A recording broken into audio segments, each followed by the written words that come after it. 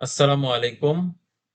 স্বাগতম আপনাদের আমার লার্ন স্টক নলেজ চ্যানেলে। আজকে আমরা ডিএসসি তে সালভো কেমিক্যাল শেয়ারের চার্ট নিয়ে বিস্তারিত আলোচনা করব। Trend, support, resistance, level, indicator গুলো নিয়ে।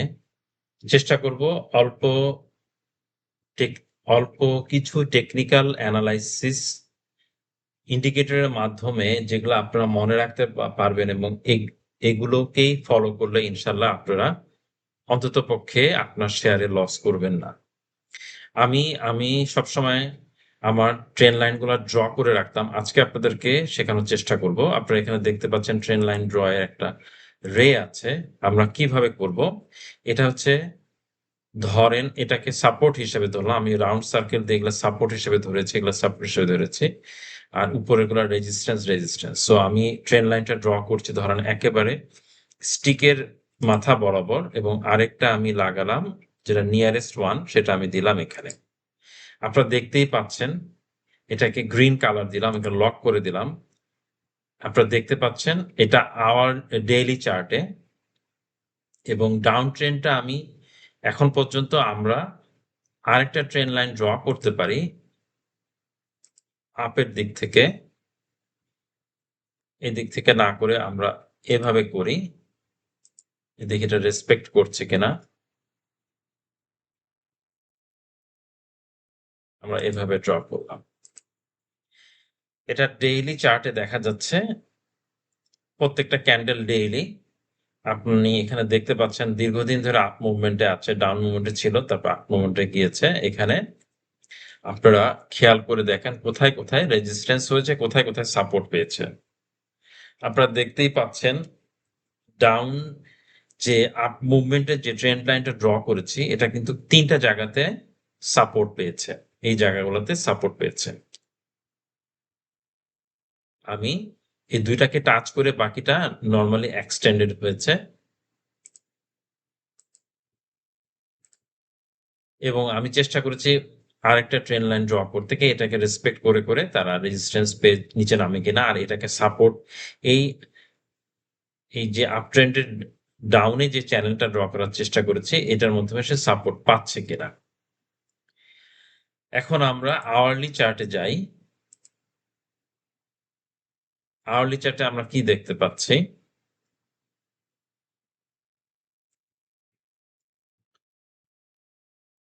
আওয়ারলি চার্টে আমরা দেখতে পাচ্ছি এই জায়গাটাতে রেজিস্ট্যান্স পেয়েছে।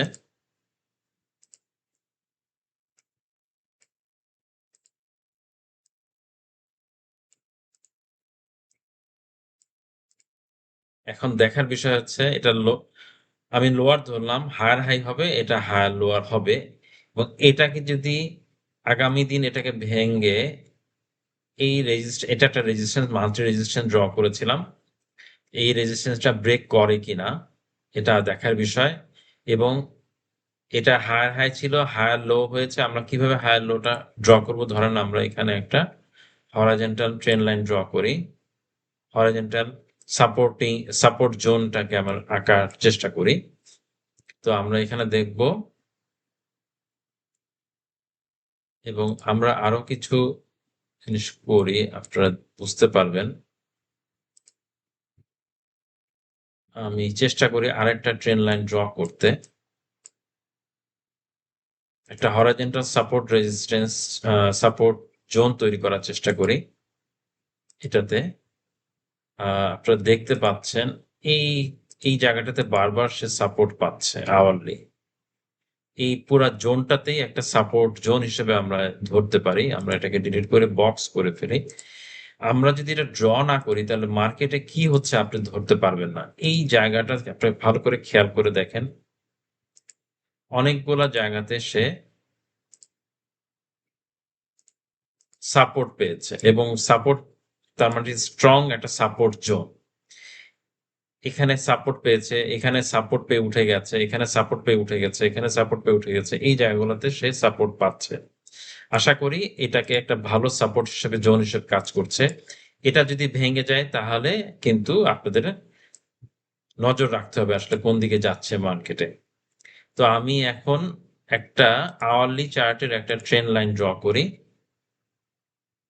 এটা টপ আর বাকি যে আরেকটা সার্কেল আছে আমি এখানে লাগিয়ে দিলাম। আরেকটা এটা যে ডাউন ট্রেন্ডটা আমি লাল কালার দিয়ে দিলাম, লক করে দিলাম। আপ ট্রেন্ডটাকে আমি এখানে করলাম, আপনারা দেখতে পাচ্ছেন। এটা প্রত্যেকটাই আওয়ারলি ক্যান্ডেল, এখানে দেখেন। এবং আরেকটা ট্রেন্ড লাইন ড্র করি, খেয়াল করে দেখেছেন কিনা, এটাকে ড্র করলাম।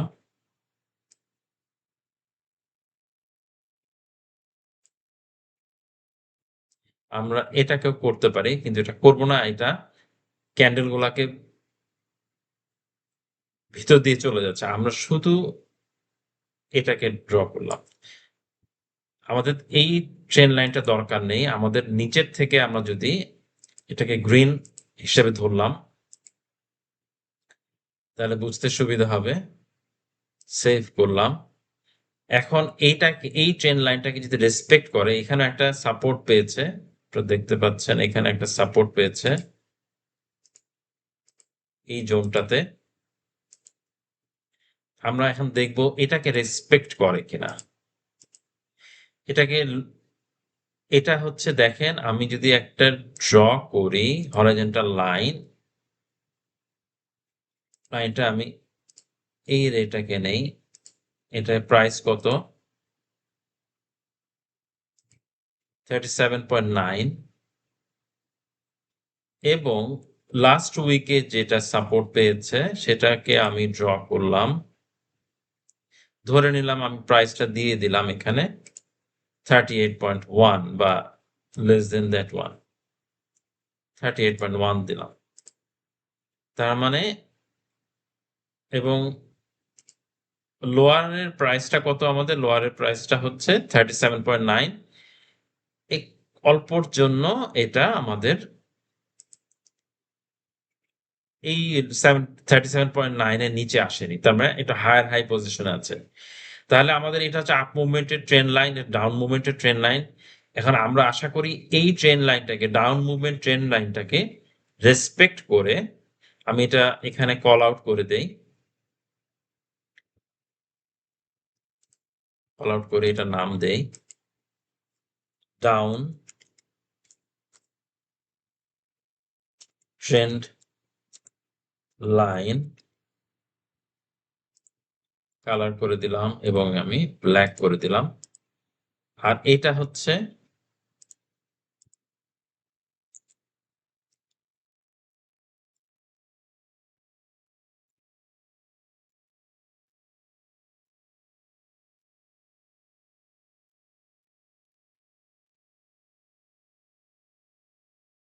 আপ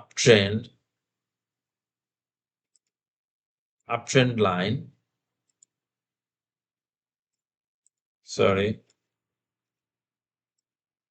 আবার ড্র করছি।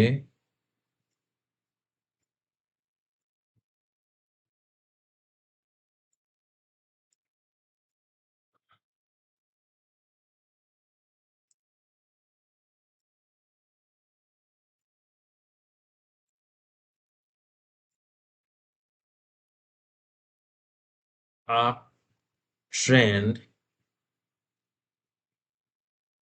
Sorry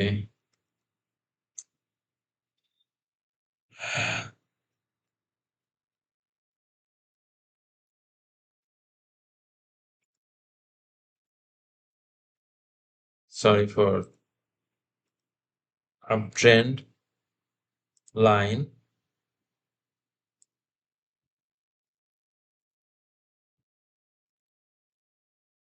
uptrend line, downtrend line, lock. So আপনারা দেখতে পাচ্ছেন এখানে আমি চেষ্টা করেছি বোঝানোর জন্য আপনারা কোনটা আপট্রেন্ড কোনটা ডাউন ট্রেন্ড, এটা বোঝানোর জন্য চেষ্টা করেছি। আপনারা দেখতে পাচ্ছেন আমি সার্কেল করে সাপোর্টটাকে বোঝানোর চেষ্টা করেছি। এটাকে আমরা আপনারা কালকে 1 আওয়ারলি চার্টে দেখবেন এটাকে সাপোর্ট পায় কিনা। যদি না পায় তাহলে আপনাদের অ্যালার্ট হয়ে যেতে, আপনি স্টপ লসের কথা চিন্তা করতে হবে। তো আপনারা এটা খেয়াল করবেন যাতে করে আপনাদের ইনভেস্টমেন্টটা সেফ থাকে। আবার আপনাদেরকে দেখাচ্ছি আপ ট্রেন্ড ডাউন ট্রেন্ডের কি হয়। এটা হচ্ছে down trend, up trend, lower, higher high থেকে আবার হায়ার লোয়ারে যায়, আবার হায়ার হাইতে থেকে মানে এই হায়ার প্রাইস থেকে এটা উপরে থাকে, এই হায়ার লো থেকে এই প্রাইসটা থেকে এটা উপরে থাকে। এই হায়ার লো প্রাইসটা যদি এটা সমান সমান চলে আসে বা এটা নিচে চলে যায়, তাহলে বুঝতে হবে তাহলে আমরা কোন ক্যাটাগরিতে যাচ্ছি, আমরা এই ক্যাটাগরি ডাউন ট্রেন্ডে চলে যাচ্ছি। আপনারা বুঝতে ভালো করে আপনারা ফলো করবেন এই জিনিসটা হচ্ছে কিনা মার্কেটে, যে কোনো শেয়ারের ক্ষেত্রেই যদি হয়। তো এটা হচ্ছে কিনা আপনারা কালকে আমাকে জানাবেন। আমাকে আমার ভিডিওটা দেখার পর আপনারা কতটুকু বুঝতে পেরেছেন অবশ্যই আপনারা আমাকে জানাবেন। এই জিনিসটা যদি এতটুকু জিনিসই আপনি ভালো করে খেয়াল করেন, তাহলে আপনারা মার্কেটে আপনার ইনভেস্টমেন্টটা সেভ করতে পারবেন। আজকের মতো এতটুকুই। আপনারা ভালো থাকবেন। আসসালামু আলাইকুম।